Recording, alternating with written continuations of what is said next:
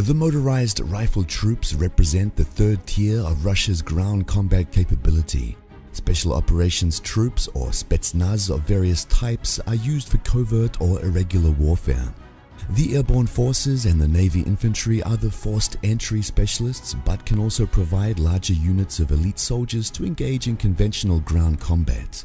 Motorized rifle troops, on the other hand, are the backbone of the Russian ground forces. Their task is heavy and sustained ground combat with support by other combat arms such as armor, artillery, and combat aviation. Their frontline strength is represented by some 22 permanent readiness brigades. Each brigade's organization resembles that of a motorized rifle regiment in that it includes 1 tank battalion, 3 motorized rifle battalions, plus up to 3 artillery battalions and generous provisions of service support units.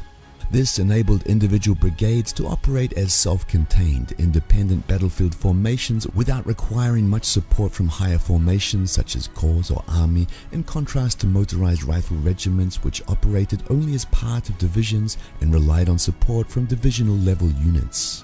In the event of a major high-intensity conflict that could not be resolved by the regular army, the task of the permanent readiness brigades would be to act as a screen behind which the mobilization of reserve motorized rifle divisions, which have been reduced to the status of military bases, would be carried out.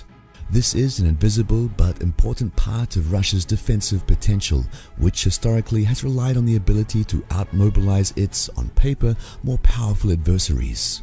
The fact that the Russian Federation still practices the draft means that there is a large number of recently discharged soldiers who, if need be, could be recalled back under the colors. In recent years, the Russian government updated its legislation governing the status of the reserves and conducted a larger number of test mobilizations of reservists, which is an indication that this aspect of military modernization is not being ignored either. Motorized rifle troops training in recent years has benefited from a large number of field exercises and the commissioning of the 333rd Training Center in Alabino, which allows entire motorized rifle brigades to receive highly realistic unit training. The recent events in Ukraine and other parts of the world have shown that the Russian military's new look that was propagated by Defense Minister Serdyukov on the assumption that the West would accept Russia as an equal partner, an assumption which also led to the ordering of the Mistrals at the French shipyards, has become obsolete, which among other things meant that the motorized rifle troops required an upgrade to their capabilities.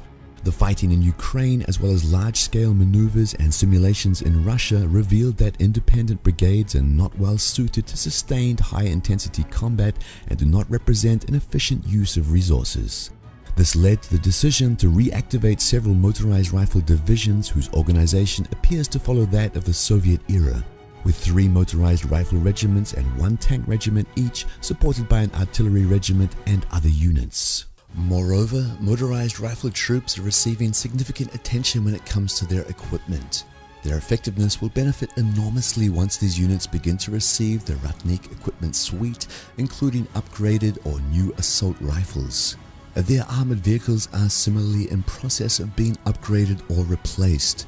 The most important change in that area was the introduction of the BTR-82A, which is an upgrade of the BTR-80, that features an unmanned turret equipped with a 30mm automatic cannon.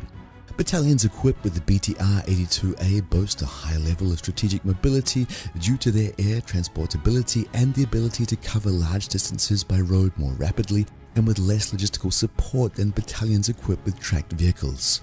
The ground forces also ordered about 300 upgraded BPM-3 infantry fighting vehicles and have evaluated a number of modernization proposals for the existing several hundred vehicles.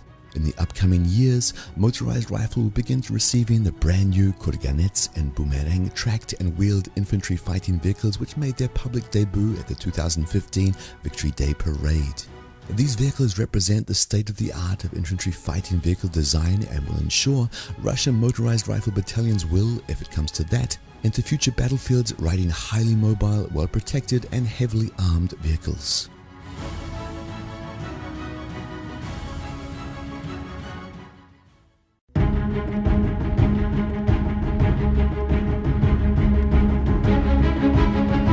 The Iskander M has no shortage of admirers.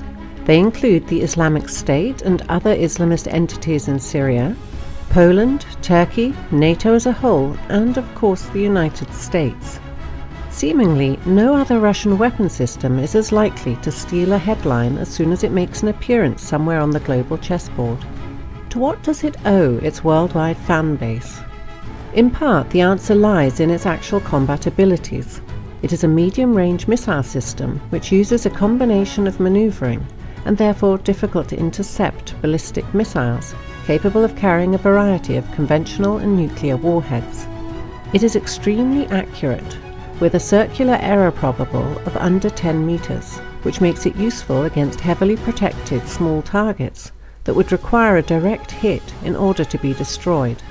Its officially acknowledged range of 500 kilometers makes it a weapon of far more than tactical importance, as it can destroy sites far behind enemy front lines and hold in check enemy value targets such as key infrastructure, high-level command posts, and logistical nodes. The entire system is based on highly mobile wheeled platforms, which are suitable for aerial transport by heavy airlifters. Iskander-M deployment to Syria demonstrated Russia's ability to send these powerful warfighting and conventional deterrent weapons to almost any friendly part of the globe on a moment's notice. As of April 2016, the Russian military had 6 complete Iskander-M brigades in service, with each brigade possessing 12 launch vehicles. Since each vehicle carries 2 ready-to-launch missiles, with reloads carried by the brigade's resupply vehicles, each brigade is capable of a simultaneous 24-missile volley, which would be sufficient to saturate any tactical anti-ballistic missile system currently in service or development. In effect, a single Iskander-M brigade is equivalent to 3 Bayern-M missile corvettes in terms of firepower, though the land-based launchers can be rapidly reloaded, whereas the corvettes would have to return to base for replenishment. The other reason for Iskander-M's popularity is its political dimension. By the late 1980s, the Soviet military was using 2 sub-strategic ballistic missile systems, the 120-kilometer range Tochka and the 450-kilometer range Oka. Even though Oka's range was below the 500-kilometer threshold of the Intermediate Range Nuclear Forces Treaty, the Gorbachev government in effect made the US a present by pledging to eliminate the Okas along with longer-range missiles. Even though it left the Soviet military without a modern operational range missile system, evidently Gorbachev and others hoped that such weapons would be unnecessary in the era of the New World Order. They turned out to be wrong. The Iskander-M was developed and deployed in order to fill that gap once it became clear that NATO's intentions towards post-Cold War Russia were far from benign. NATO, and especially the US, has undertaken several initiatives to render the INF Treaty obsolete.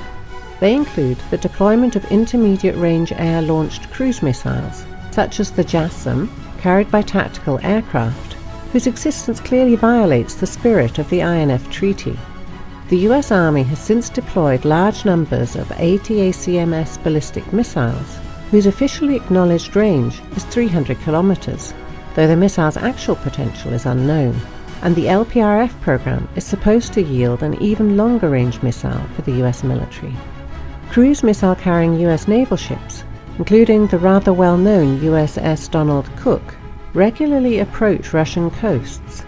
But the most direct US violation of the INF Treaty is the placement of land-based anti-ballistic systems in Eastern Europe. These systems use the naval Mk-41 launchers, which are perfectly capable of using the entire range of Tomahawk cruise missiles. Therefore, the deployment of these ABM systems also means a US breakout from the INF Treaty. The Iskander-M, therefore, should be viewed as a Russian response to the US INF violations. In addition to the 9M723 ballistic missile with a range of 500 kilometers, each launch vehicle can also fire the 9M728 cruise missiles, whose actual capabilities have never been revealed, though the missile has been tested out to at least 200 kilometers.